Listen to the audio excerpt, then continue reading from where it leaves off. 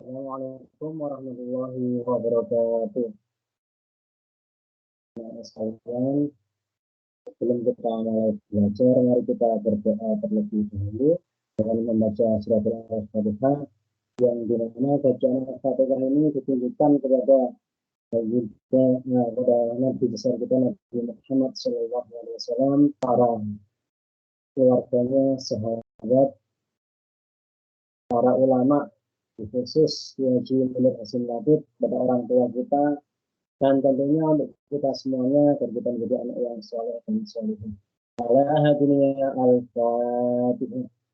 A'udzubillahi minasyaitonir rajim. Bismillahirrahmanirrahim.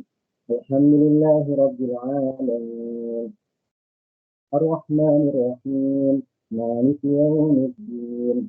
Iyyaka na'budu wa iyyaka nasta'in. Ihdinas siratal mustaqim.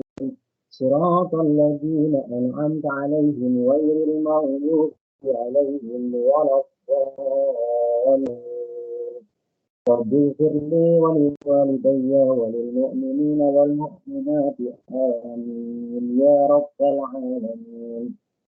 Untuk anak-anakku kelas 10, mari kita lanjutkan pelajaran kita babnya dinul Islam. Nah, kita lanjutkan bab berikutnya, yaitu tentang macam-macam agama. Macam-macam agama dan ciri-cirinya. Bahwasanya agama ini dibagi menjadi dua macam seperti yang sudah saya singgung pada pelajaran kemarin. Yang pertama adalah agama samawi dan yang kedua adalah agama wad'i. Yang dimana agama samawi adalah agama yang disampaikan atau yang diwahyukan kepada Nabi Muhammad dan disampaikan kepada kita semuanya. Intinya Allah itu mewahyukan agama itu melalui utusannya atau para nabi. Dan ciri-cirinya agama samawi itu sebagai berikut. Yang pertama, konsep ketuhanan Tuhannya adalah monoteis atau satu. Jadi Tuhannya tidak dua, tiga dan sebagainya. Jadi konsep ketuhanannya adalah tunggal atau satu.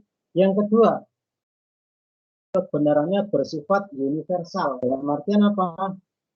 Berlaku dari awal diwahyukan agama itu sampai akhir zaman tetap sama. Jadi tidak akan berubah sesuai dengan adanya tambah zaman lagi, tambah periode lagi, tambah tahun lagi. Maka agama samawi tidak akan berubah. Jadi konsisten. Berikutnya, memiliki kitab suci yang bersih dari campur tangan manusia. Maksudnya agama samawi ini punya kitab dan kitabnya terjaga, tidak berubah. Yang berikutnya memiliki kitab suci juga disampaikan oleh manusia pilihan Allah, yaitu nabi atau rasul. Itulah ciri-ciri agama samawi. Yang kedua adalah agama wad'i atau agama yang bersumber dari manusia atau filsafat atau pemikiran manusia. Cirinya yang pertama, konsep ketuhanannya itu bersifat dinamis, anamisme. Intinya berubah-ubah.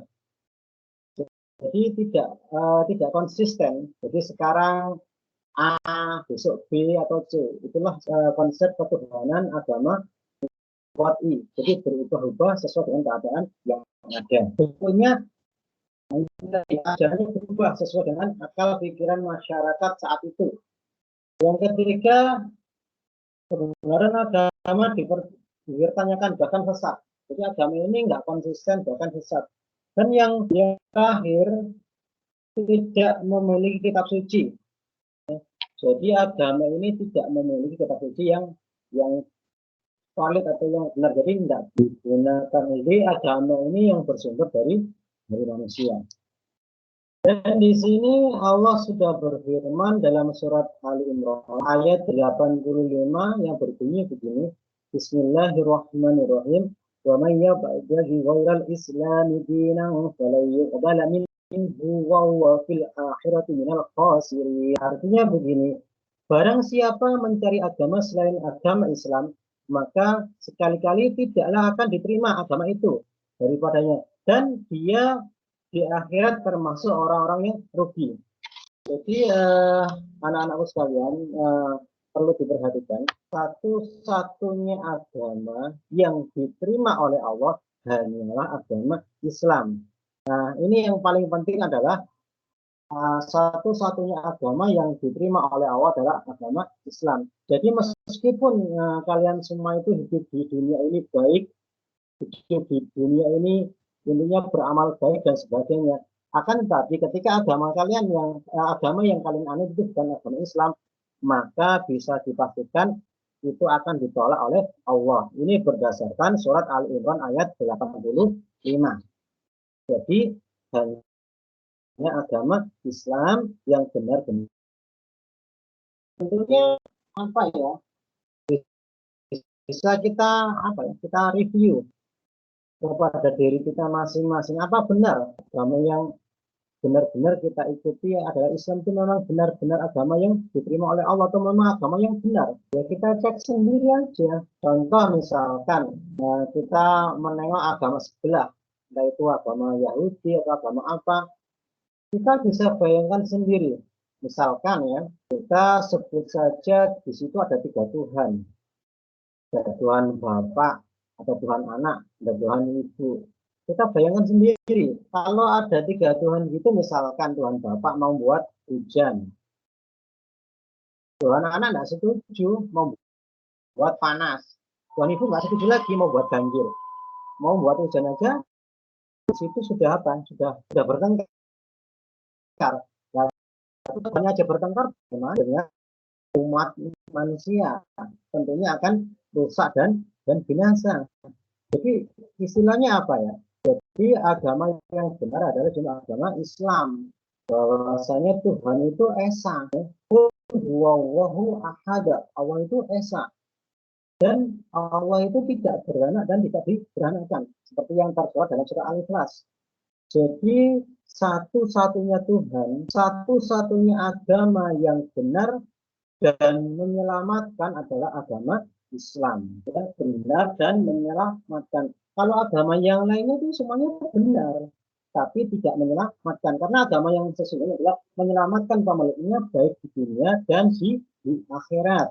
Seperti yang sudah saya sampaikan di pelajaran kemarin. Yang berikutnya tujuan dinul Islam. Ada tujuan. Yang pertama adalah tujuan dinul Islam adalah mengesahkan Allah atau mentauhidkan Allah. Jadi mengesahkan Allah. Tujuan kita benar-benar apa? Tuhan yang wajib disembah adalah cuma Allah, bukan yang lainnya. Tuhan tempat kita meminta hanyalah Allah. Iyyaka na'budu wa iyyaka nasta'in. Hanya kepada Engkau lah kami menyembah dan kepada Engkau lah kami meminta pertolongan. Yang kedua, Islam mengajarkan agar pemeluknya mencapai kehidupan yang bahagia di dunia dan di akhirat. Tadi yang sudah saya sampaikan tadi. Yang ketiga, hubungan sesama manusia disebut hablum minan nas dan hablum minallah. Jadi yang terpenting dalam ajaran Islam adalah hablum minallah, yaitu hubungan kita dengan Allah. Yang kedua adalah hablum minan nas, hubungan kita dengan sesama manusia. Sementara sifat ihsan ini atau hubungan ini ada 4. Yang pertama adalah hablum minallah. Islam mengajarkan itu bagaimana cara kita berhubungan dengan Tuhan kita. Yang kedua adalah hablum minan nas, bagaimana cara kita berhubungan dengan sesama manusia. Yang ketiga adalah hablum minal alam, bagaimana cara kita menyeimbangkan dengan alam sekitar kita. Dan yang terakhir adalah hablum minan nas, yaitu hubungan kita dengan diri kita sendiri. Untuk anak-anakku, untuk sementara itu saja yang Pak Solihin sampaikan. Mudah-mudahan bermanfaat. Untuk pertemuan berikutnya kita sambung lagi, karena ini melalui daring memang kurang maksimal baik pelajaran dan waktunya. Ya tetap kita syukuri aja, yang terpenting kita dalam keadaan sehat walafiat. Mudah-mudahan bermanfaat, tetap jaga kesehatan dan semua tetap sehat agar tetap bisa belajar dan beribadah dengan baik. Sebelum kita tutup, sebelum saya akhiri, saya tutup dengan doa belajar bersama-sama. Bismillahirrahmanirrahim. Allahumma inni astaudi'uka ma 'allamtanihi farzuqhu ilayya indaha jadi ilaih walakin sinihi ya rabbal alamin. Kurang lebihnya Pak Syafi'i minta maaf yang sebesar-besarnya. Saya akhiri. Wassalamualaikum warahmatullahi wabarakatuh.